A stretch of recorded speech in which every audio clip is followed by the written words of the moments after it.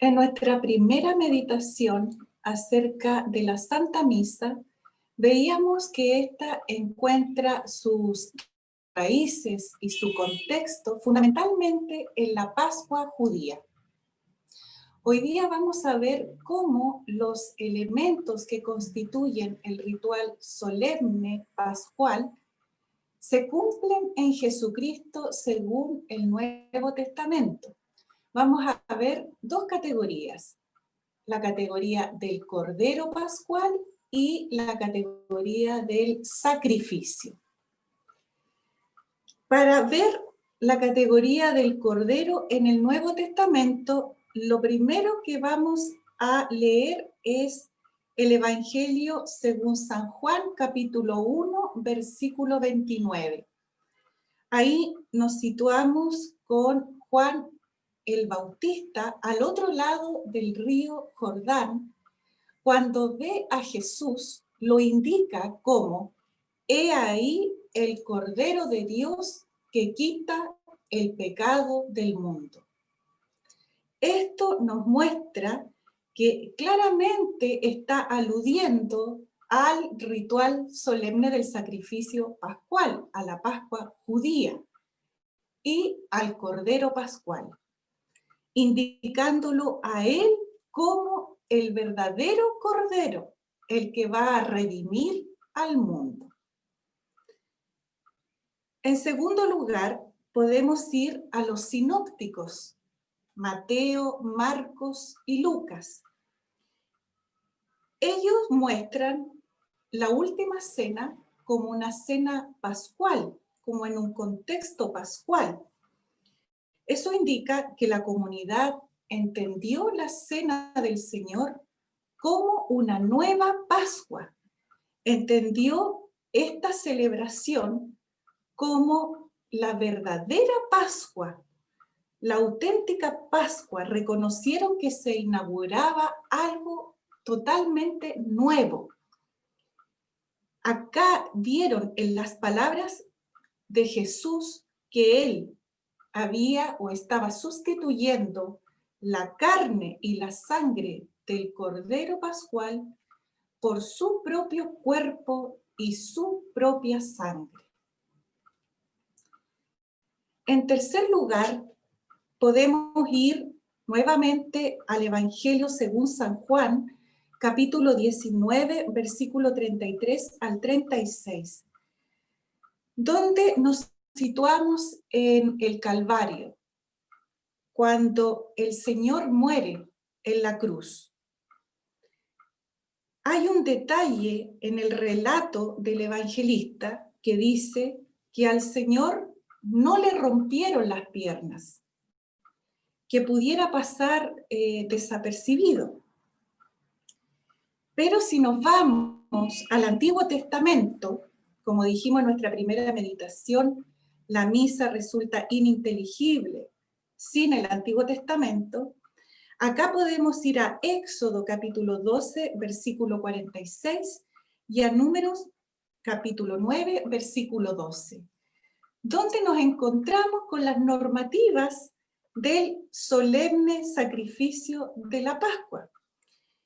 Y en esta normativa dice que al Cordero Pascual no se le debía quebrar ni un solo hueso. Y bueno, y San Juan destaca esto de que al Señor no le rompieron las piernas. Recordemos que tras la muerte del Señor, Él se encontraba con los dos crucificados, uno a la izquierda y otro a la derecha, a quienes sí le rompieron las piernas para acelerar la muerte. Pero al Señor no, ya había fallecido, pero sí le traspasan el costado con una lanza. Por lo tanto, se cumplen las Escrituras en Jesucristo. Nuevamente, Él es el Cordero Pascual. No se le rompió ni un solo hueso. En cuarto lugar, tenemos nuevamente en el evangelista San Juan, que él hace una cronología distinta a la de los sinópticos sobre la pasión, muerte y resurrección del Señor.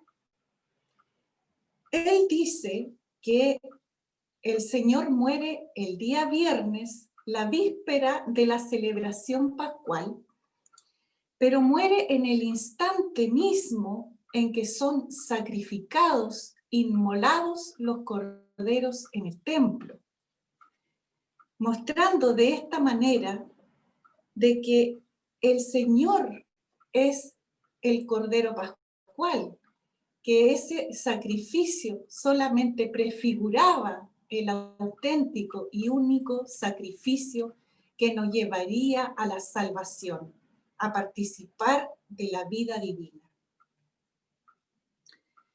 Por último, para terminar con la categoría del Cordero, no podemos dejar de lado el Apocalipsis.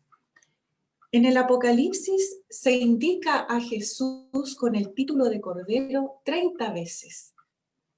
Y acá podemos resaltar el capítulo 5, el versículo 6 y el 9, donde hay una visión de San Juan que lo muestra como un cordero degollado que está en el trono de Dios y que está degollado por la redención, por la salvación de la humanidad.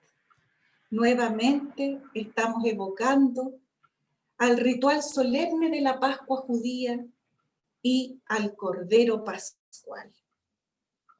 Entonces, en esta categoría del Cordero, yo les invito a repasar los textos que hemos indicado.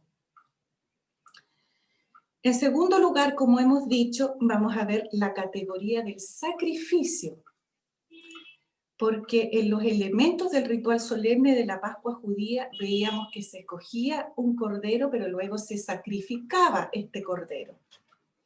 Y con la sangre del cordero se marcaban los dinteles y los marcos de las puertas. Entonces, ahora vamos a ver cómo este sacrificio del que nos hablaba la Pascua judía se cumple en Jesucristo.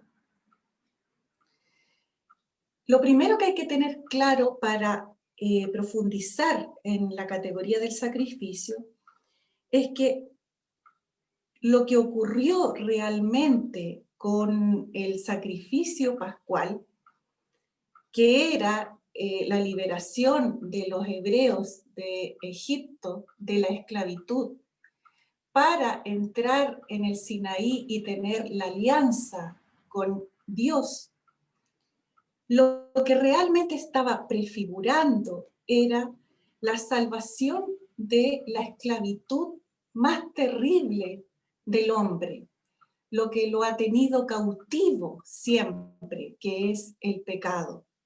¿Para qué? Para entrar ahora definitivamente en la comunión con Dios, para vivir la vida verdadera. Entonces, lo primero que hay que tener claro es qué es lo que prefiguraba este ritual solemne de la Pascua judía. Y aquí cobra una relevancia, pero de la más importante, la carta a los hebreos. En la carta a los hebreos, si podemos leer el capítulo 9, versículo 9 al 14, muestra que Jesucristo, por un solo sacrificio en la cruz, por su pasión, muerte, resurrección, salva para siempre a la humanidad de su cautiverio, de su esclavitud por el pecado, para llevarlo a la comunión con Dios.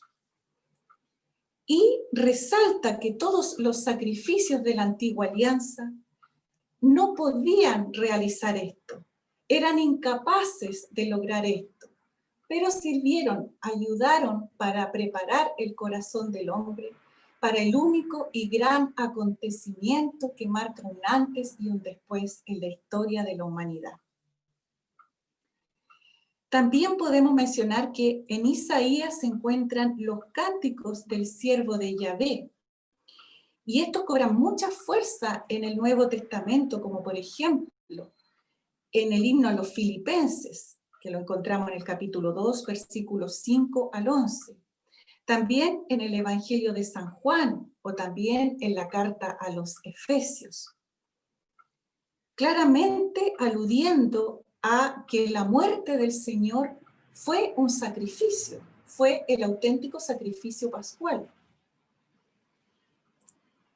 También la doctrina patrística, todo lo que habla acerca de la muerte de Cristo en cuanto a dimensión sacrificial, tiene una expresión acabada y universal en San Agustín, pero ya antes, en los padres apostólicos, en los padres apologistas, podemos mencionar a San Bernabé, a San Clemente, a Justino, a Cirilo de Alejandría, a Gregorio de Niza.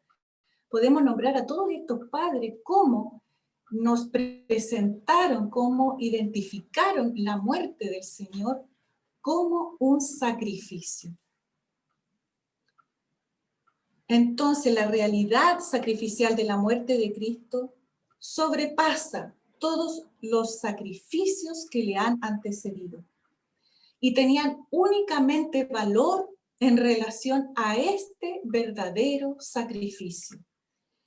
Pero si vamos más allá, podríamos decir, ¿pero en qué consiste exactamente o cómo nos podríamos acercar al significado de este sacrificio? ¿En qué consistió? Porque podríamos decir, bien, murió en la cruz por nosotros, pero ¿qué ocurrió más allá de eso? Entonces, cuando el Señor se encarnó del seno de la Virgen María, asume a toda la humanidad de la historia. Podríamos decir que ha tomado en sí mismo, en su carne, ha tomado a toda la humanidad, a todos nosotros, a cada uno de nosotros, sin dejar de ser Dios. Pero esta es una humanidad caída, que vive en las tinieblas, que vive en esclavitud, cautiva por el pecado. ¿Y qué es lo que hace el Señor? Ofrece al Padre caridad perfecta y ofrece al Padre la obediencia perfecta. Pero como nos lleva en sí a todos nosotros, obedece por nosotros, ama por nosotros, transforma nuestra desobediencia en obediencia, transforma nuestro desamor en amor. Pero esto no es mágico, están los sacramentos. Por el bautismo somos acogidos en esta obediencia de Cristo. Pero en la Eucaristía, donde se nos da a comer el cuerpo y la sangre del Señor, se nos hace partícipes por iniciativa de Dios en el mismo sacrificio pascual, en la misma víctima. Por lo tanto, amamos en Él, obedecemos en Él, somos partícipes de la vida divina.